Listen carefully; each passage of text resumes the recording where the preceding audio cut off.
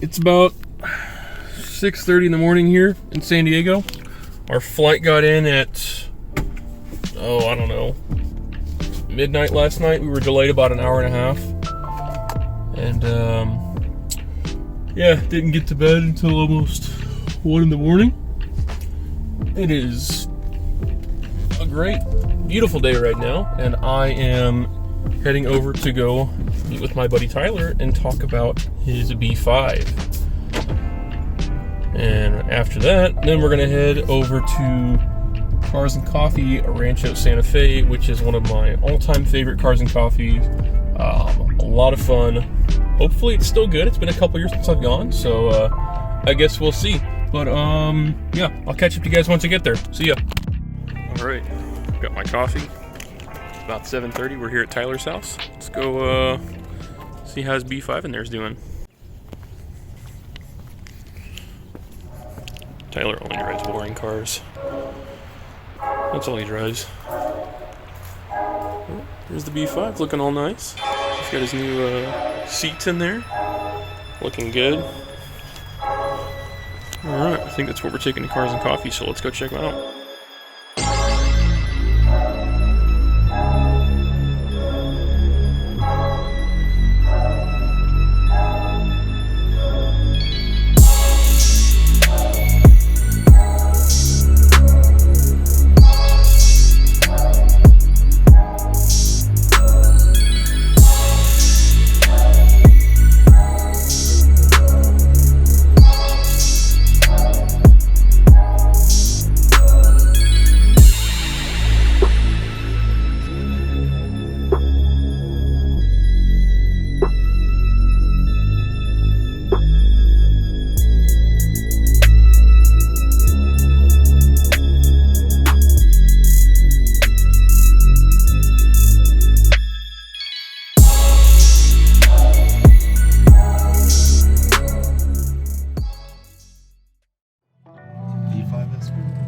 Yeah, I miss going to this car meet. It's so much fun. Yeah, it's.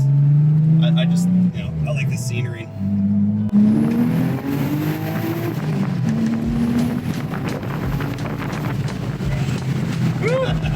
That big reach.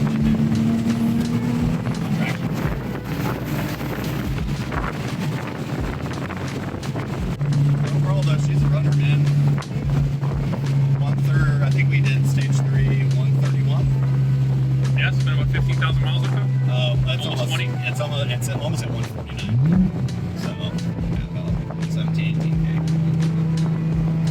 Yeah, I mean, this thing's just had so much work on it. Like, the only thing it really needs, like, refreshing is, like, rear suspension. And I would love to do sway bars, because this thing, it needs it, dude. This thing is just, like, it does not handle well.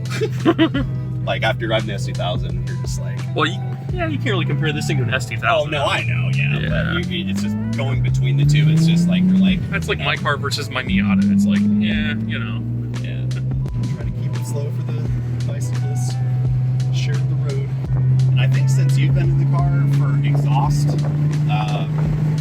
I just cut the center muffler. I was actually worried I would be droning quite a bit, but it's actually surprisingly not. Like, it actually doesn't drone really much at all. I got the exact kind of pitch. That's good. Volume I want, yeah.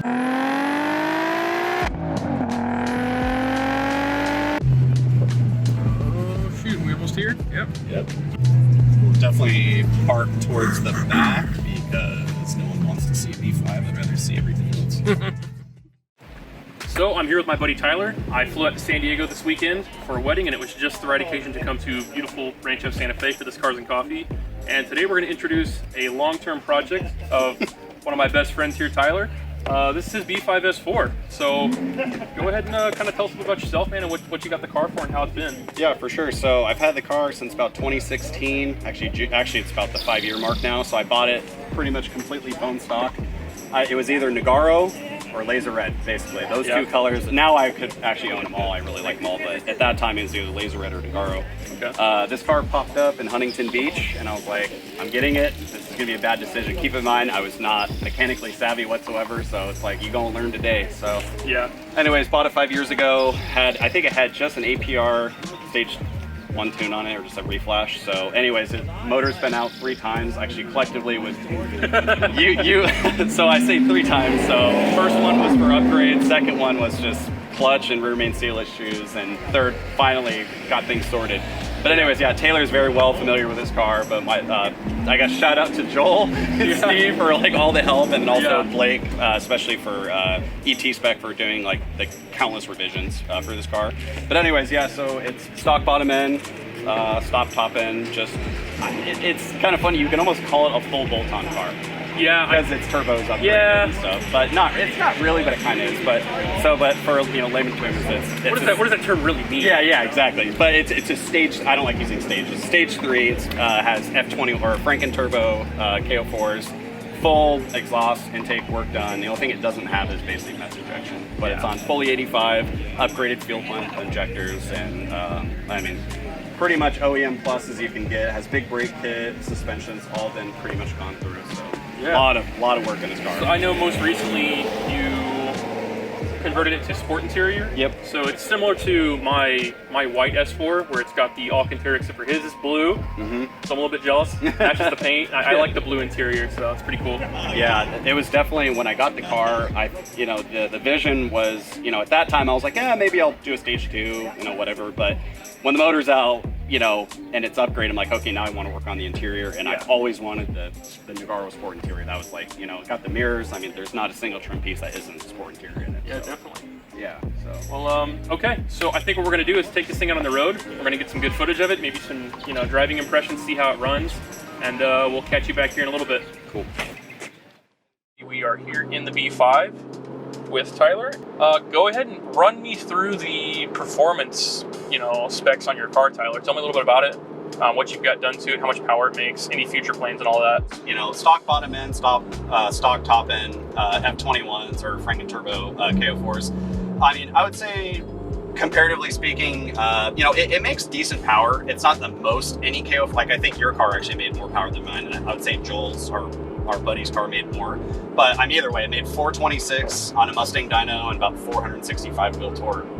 Plenty of torque. Yeah, and the shop, and I think the weather correction factor, I think put it actually at like 440 on the Mustang dyno. So for the B5 nerds out there, Fats is like 3.1, 3.2, and so and 60 to 130 is 8.89. So I mean, it's like, I've looked up other cars. It's about a stage 1 RS3.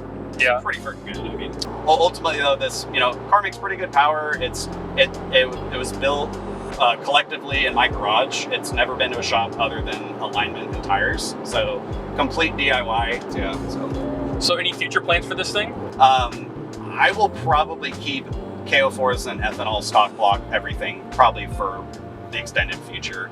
It's mostly just aesthetics and maintenance at this point. But I mean, really, it's like, there's really not much more to do. I mean, it has RS4 motor mounts, has stern trans mount, diff mounts. It's very locked down and handled. I would like to do sway bars and do some paint work on the roof, but I feel like we're in this world of like 1,000 horsepower minimum if you're considered having a cool car, and like at a certain point it's like diminishing returns. You know what I mean? Like. It's fast, but like at what cost? You can't even use the car. So totally. This 450 to 500 horsepower range is like, it's perfect. Really, really nice. So I mean, for what it is, it's very usable power. Oh, and peak power comes in at like 38, or peak boost is like 3,800 RPM. So for upgraded turbos, it's very usable. Oh yeah, definitely. Yeah, but as far as plans, I mean, it's pretty much done. And I don't know how many hours. If I were to have a guess, I'd probably put at least 200 hours in this car. It's like I can probably agree with that. How many do you have in yours, Taylor? I don't know, man. I'm not done yet. Oh, man. Yeah. That car's been through it. Yeah, but the funny thing about these cars is it's like these cars are almost taboo to the car enthusiasts, because they're like, oh, they look so, or they have that timeless styling, but they do require work. Like if you want them to run and you want to abuse them, they 100% require your utmost attention and wallet.